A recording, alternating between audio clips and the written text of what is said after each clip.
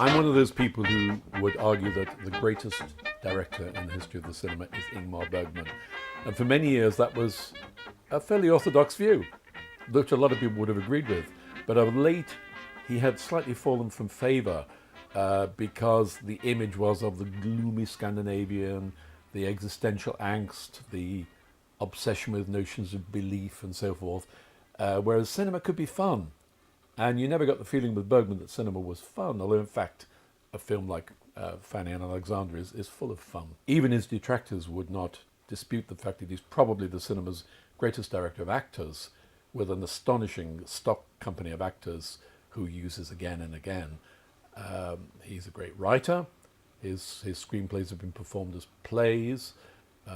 His films look fantastic because of his long collaboration with the cinematographer Sven Nykvist. People started to notice Bergman in 1944 with Torment, for which he wrote the screenplay, film directed by Alf Sjöberg. And that's a melodrama essentially about school, but it's very powerful. But it's in 1952, Summer with Monica, that audiences started to notice, or at least film literate audiences started to notice Bergman. It's basically about a doomed young love affair. The film caused something of a stir in its day, mainly because of its eroticism. It features the first of his many muses, Harriet Andersson, and his cinema is littered with his muses, all of whom rarely have a bad word to say about him, despite the fact that his attitude to women would maybe not be acceptable today. That's slightly undercut in this film, along with a lot of other films, by the fact that he is a woman's director. The women in his film are given far more attention, love. They're richer, more interesting characters. The men, generally speaking, are a fairly sorry lot. Not that the women are admirable, but the women are the central consciousness in many of his films. Not in Summer with Monica, but it established itself early on as a striking art house movie, and it became famous for the shots of Harriet Andersson with and without that famous sweater. 1953 had Sawdust and Tinsel, which was another melodrama set in a circus, and probably the first Bergman film to have an artist, although he's a circus performer, an anguished artist at the centre of the film. It's also about sexual jealousy, which is a recurrent theme in Bergman. In 1955, we have a film that will be familiar to many people, even if they haven't seen it, Smiles of a Summer Night, which is an elegiac country set comedy, mainly because it impressed Stephen Sondheim, who converted into the musical A Little Night Music. The key year for Ingmar Bergman and for international art house cinema is 1956, because that's the year of The Seventh Seal. This is the film much parodied in everything from The Young Ones, Bill and Ted's Bogus Journey, Monty Python. Leaving the parody aside, it's still an absolutely marvelous movie. It's full of fairly portentous symbolism in a way that maybe dates it. It's a fairly conventional Hollywood-type score, which is something of a surprise. But it was a film which not only established Bergman as one of the great directors of the cinema, but established art house cinema. So about that time we have Fellini, we have Buñuel, we have Kurosawa. So there's this phalanx of very important heavyweight directors making these serious movies. The Seventh Seal was kind of the calling card for art house cinema. I love the film, but personally my favourite film of that era of Bergman's is the one he made a year later in 1957, Wild Strawberries, which I saw recently and looks as good today as it did back then. It's about the journey of an elderly professor, played by Bergman's great predecessor, director Victor Sjöström, who is to receive an honorary doctorate. But it's also a journey through his life. There's a wonderful scene where he meets his very elderly mother. And you see exactly in that scene, this is the measure of Bergman's writing and playing with his actors, of just went wrong with his life, because she's just as cold and withholding as Isaac Borg. In 1958, we had what could be called Bergman's first horror film. It was known in this country as The Face, in America as The Magician, and it's essentially a horror film. It has a wonderful sequence in which a magistrate, played by Gunnar Bjornstrand, is tricked into thinking truly horrible things are happening. And it's the first example of of Bergman channeling his own love of the Gothic. It's not one of his great movies, but it's still very interesting. It's also maybe an early example of a theme of his, which is the artist against society, or the artist against the authorities. And when we talk about The Serpent's Egg, we'll see exactly why that was important to Ingmar Bergman. In the same year, we have, of course, another calling card movie for Bergman, The Virgin Spring. This had the first major censorship battles for Bergman. There's a shot in the film which everyone knows now. It seems strange to think that it caused such a fuss at the time, where after a young girl is raped, the daughter of, it's a medieval tale, the daughter of the character played by Max von Sydow, there's simply a shot of one of the rapists pulling up his trousers from behind, so the shot of male buttocks. This clearly would have stopped the traffic in the streets had it been let through, and the film was censored. When we see it now, it's still very powerful. The rape is very powerful. And rather like Smiles of a Summer Night, the plot may be familiar to people because it was remade by Wes Craven as Last House on the Left, in which a group of rapists and lowlifes are unlucky enough to turn up at the house of the father of the woman they've just raped and murdered. Bergman's film is just as powerful. 1960, we have the first of what is sometimes described as his faith trilogy. He didn't like the line himself. He did have this ambiguous attitude to the Christian faith. And again, like Graham Greene, he felt that The Virgin Spring, for instance, was spoiled by the fact that there is an authentic miracle in the film. Graham Greene regretted putting a miracle into one of his books, The End of the Affair, and said, no, I shouldn't have done that. And Bergman said, I shouldn't have done that in The Virgin Spring. Through a Glass Darkly is the first of his major films about the silence of God, about a neurotic young woman played again by Harriet Anderson, who has developed massively as an actress since Summer with Monica. God is seen in the film in Nightmare as a gigantic spider, which might give some indication that Bergman is not really a pro-religion filmmaker. The second film in that sequence, although it's not an official sequence, 1961, was Winter Light, about a priest who loses his faith. The character of the priest losing his faith is played by Gunnar Bjornstrand, again, one of Bergman's stock company. And that character is to appear again in The Serpent's Egg, the last film we'll be discussing, although it's kind of a throwaway character in Serpent's Egg, played by James Whitmore. Then in 1963, we have the film that really caused a fuss, caused a massive censorship row, and which had Bergman saying, when he was accused of being a pornographer, it's no fun being a pornographer because everybody else is doing it. And the film was The Silence. This is the greatest of that sequence, in which two sisters travel in an unnamed foreign country in which a nameless war is happening. Ingrid Thulin is superb in the film, another one of his great stock company. What upset people was the, for the time, graphic sex of the film. So Ingrid Thulin reaches down into her shorts when she masturbates. There's a scene where Gunnar Lindblom, who is her very earthy and very lascivious, if you want to use that term, sister, who prowls the streets looking for sex. She picks up a young waiter just for sex, because she can't even speak his language. But she goes into a cinema and sees a couple making love. And this is fairly graphically shown. Well, needless to say, even Bergman's reputation didn't protect this one from censorship cuts.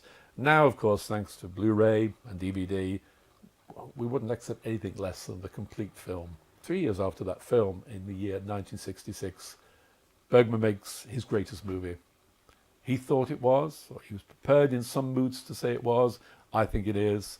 A lot of Bergman admirers will tell you that Persona is his most profound, his most interesting, his most radical film. It contains his two great actresses, Liv Ullmann, who is utterly superb, although she utters not a line of dialogue, as an actress who is an elective mute, stops speaking during a performance of Elektra, and a talkative young nurse, played by Bibi Andersson, another great member of his stock company. And these two women meeting on an island. There's the hint of a Strindberg play called The Stronger. And the Stronger is the person who doesn't speak. She's the stronger in the film. The film has the famous scene of the two women's faces merging together. It also had a strange kind of censorship in its day in Britain. There's a long erotic monologue which Bibi Andersson tells Liv Ullmann, who listens intently, about how she's on a seashore bathing naked with a friend, and two young men come along, and obviously they all have sex. British viewers were spared this scene, not visually, we were shown the scene, but there were simply no subtitles, or there were very sporadic subtitles. The film again is now available uncut. In 1967, Bergman makes what might be described as his second horror film, Hour of the Wolf. And this is a truly disturbing film, full of nightmarish images. Again, it's about central character in extremis, played by the man who is undoubtedly Bergman's male muse when he has so many female muses. The male muse of this era was Max von Sydow, who is, as always, superb in the film, as he is 1 year later in Shame, which takes up from the silence the notion of a nameless war. There's a couple on an island where war has broken out. The couple of musicians, and interesting the fact that Liv Ullmann and Max von Sydow are musicians, and there isn't a note of music in this film. The war essentially destroys them, and the film has a very bleak ending, the bleakest of all Bergman endings, which I won't remind people of.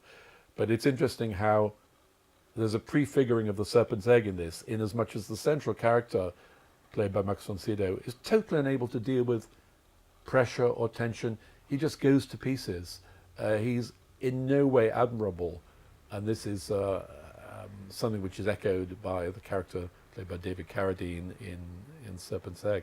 But in 1971, something happens which changes the way Bergman made films, and some would say not necessarily for the better. He makes The Touch, and in this film he uses, along with Bibi Andersson, the American actor Elliot Gould. Elliot Gould is the first example of another of Bergman's fairly weak, whinging men who bullies physically and emotionally the female character. The response to seeing that film today, and it's still Bergman couldn't really make a bad film if he tried, but audience responses tend to be irritated, and the fact that these women, why do they stay with these totally irredeemable men? Elliot Gould makes no easy bid for sympathy in the film. It's also interesting that it deals with Jewishness, a theme which is to appear again in The Serpent's Egg. But Bergman's masterpieces were not behind him, despite the fact The Touch was a misfire, because Cries and Whispers appears in 1972, and this is one of the great Bergman movies. Brilliant, authoritative use of colour, his stock company of actresses at the centre of the film, and a very good rejoinder to the current thinking that about cultural appropriation. It's going to be a matter of time before people might say, oh, well, only women can make films about women, men can make films about men. Bergman shows that great artists can make films about women even if they are masculine. And I defy anyone to look at this and say these aren't three of the best written women in the whole of Bergman's oeuvre. In 1973, we have Scenes from Marriage, made for television, very powerful. 75, we have one of his most simple and charming films. He'd always loved Mozart. Many people say it's the best film of an opera ever made. Possibly Michael Powell's Tales of Hoffmann, Joseph Losey filmed opera as well. But Bergman's childlike approach to the magic flute is just impeccable. It's nice that it's now appeared on Blu-ray, even though it was made for television, looking very good. In 1978, Autumn Sonata. Many people who don't know about art house movies would mention Ingmar Bergman's name. They'd say, oh yes, she was really good in Casablanca. And finally, these two people, Ingrid Bergman and Ingmar Bergman, finally make a film together. It's Ingrid Bergman's last film. And again, it's about the withholding artist, the person who is emotionally damaged and emotionally damages her own offspring, as in the Liv Ullmann character in this, about musicians. Wonderful final performance by Bergman, Ingrid Bergman that is, showing what she could do with a director who really gave her full reign. In 1982, we have his great, great final movie, Fanny and Alexander, which exists in both a cinema cut and a TV cut. It's the most Dickensian of Bergman's films. It has everything in all aspects of life. It's not despairing. It's about the loss of faith. It's about bullying, cruel men. There's a pastor in it, Fanny and Alexander's father, who one feels echoes Bergman's own severe priest father, a recurrent theme in his work. In 2000, he wrote a screenplay, Faithless, which Liv Ullmann filmed, and then his last film was 2003, was Saraband. But we're here, essentially, all of that was a preamble to talking about The Serpent's Egg. A catastrophe happened in the year 1976 for Ingmar Bergman. A catastrophe which seemed to prove that he'd been right all along about how the artist was an endangered species in the modern world.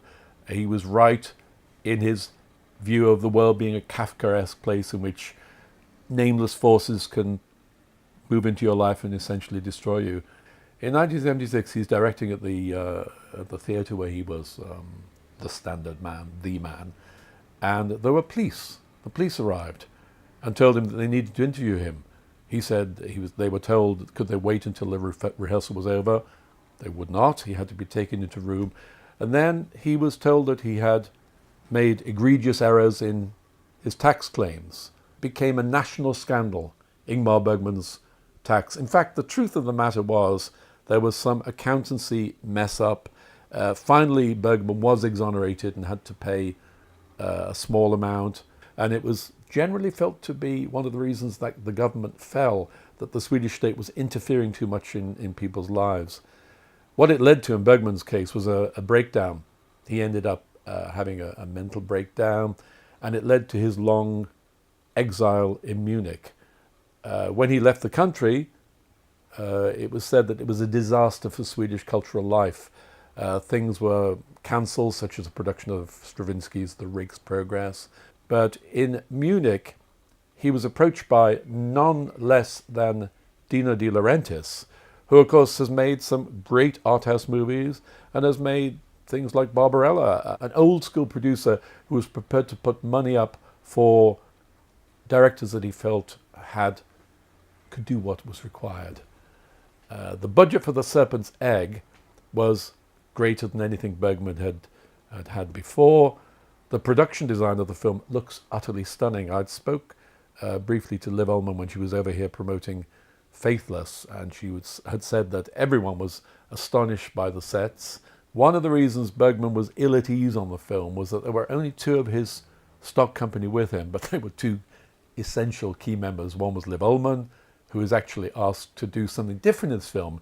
She plays a kind of extremely vulnerable, blousy music hall singer or cabaret singer, and the great Sven Nykvist. So the film looks as impressive as anything that Bergman had ever shot.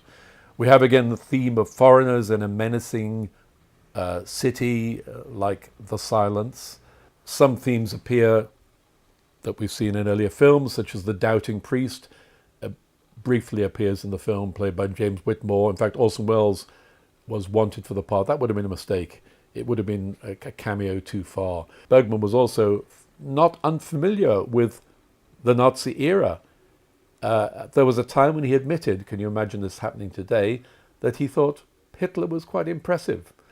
It has to be said that he quickly was disabused of that idea. The film is actually influenced as much by, it seems, something like Cabaret. It actually looks a lot of the time like Cabaret, but without such good numbers. It's very dramatic. In fact, if anything, it's melodramatic. But Bergman knows what he's doing when he uses melodrama in the film. He's doing it in a conscious way. It's a film about anti-Semitism. The character played by David Carradine is very conscious of his Jewishness, and there's an important scene where he throws something through a plate glass window of a Jewish shop. Why does he do it? Does he do it because he wants to be on the side of the authorities, he doesn't believe in making trouble, or because he's a self-hating Jew? Bergman, as a director, has always been attracted to violence. And moments of violence in his film, as in this film, are often immensely more powerful than 100 low-budget horror filmmakers.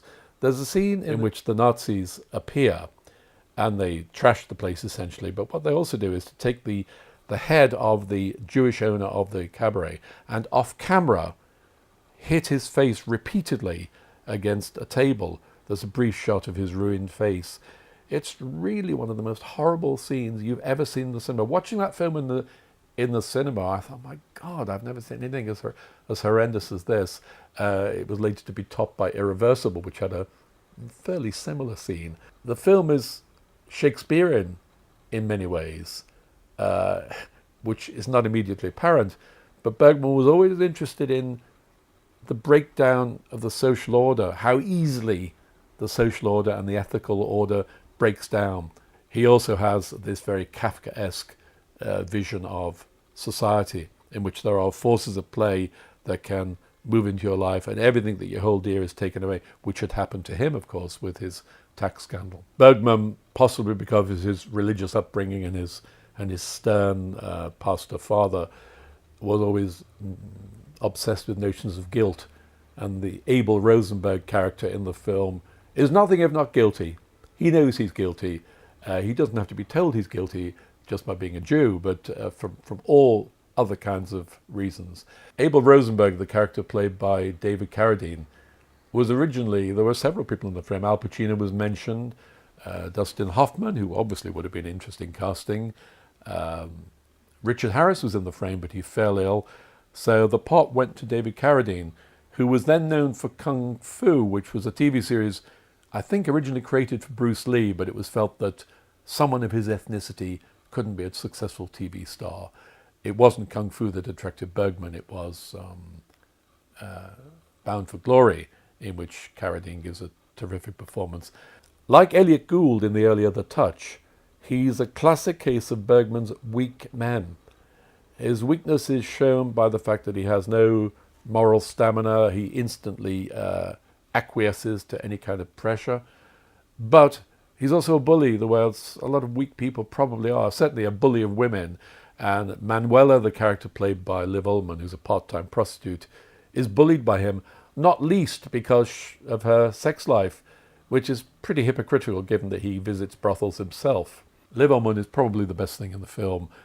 She doesn't have a great to do, but her portrayal of a woman essentially coming apart both, there's a slow physical and mental decline, which is played by Ullmann with such authenticity and truth. I'd advise anyone who looks at this film to simply look at Liv Ullmann's eyes throughout the film and then tell me that you're not seeing acting of real psychological truth and acuity. There's a controversial character in the film, and there's a clue to the fact that he's going to be controversial by his name, Vergerus. It's a Nazi doctor played by Heinz Bennett, and essentially he really belongs in a different kind of movie. He belongs in the kind of supervillain universe of Fritz Lang. The use of the name Vergerus by Bergman is not accidental. Whenever that name appears, it's a cold, withholding character, as in The Face, as in Fanny and Alexander. But essentially he is a Fritz Lang villain and writ very large. You know exactly what you're supposed to think about him when he appears right from the beginning. There are other echoes of Fritz Lang in the film. There's an Inspector Lohmann is mentioned in the film, and of course he's a character in Fritz Lang's M and Testament of Dr. Mabuse. He's also into voyeurism. The film has a revelation, which I suppose I should assume you've seen the film before you're watching this, that in fact much is being filmed by this. Well, he's not a Nazi doctor, he prefigures the Nazis. One of the best performances in the film, in the small part, is Inspector Bauer, played by Gert Frober. Again, it's interesting to hear an actor with his own voice, who's best known, of course, for Goldfinger, where he's dubbed, but has a very long career in German film. The fact that Bauer is a relatively sympathetic character, if you know that the Bergman's tax lawyer, the man who defended him during the tax scandal, was also called Bauer, he's given this fairly sympathetic character that surname. He doesn't appear to be sympathetic when he first appears. He appears to be one of the people who are there to get the Abel Rosenberg character. He's threatening, but he's ambiguous. We learn, of course, that he's anti-Hitler, and the film ends with the failure of Hitler's first putsch. But that's only a temporary setback. The Serpent's Egg is a qualified film. It's not entirely successful, but it's a film by Ingmar Bergman, and nothing that director makes does not deserve the closest study. in a way, you can look at it and enjoy the things which are very good in the film, and there's a lot that's very good in the film. And I think because he's Ingmar Bergman, we can cut him some slack, can we not?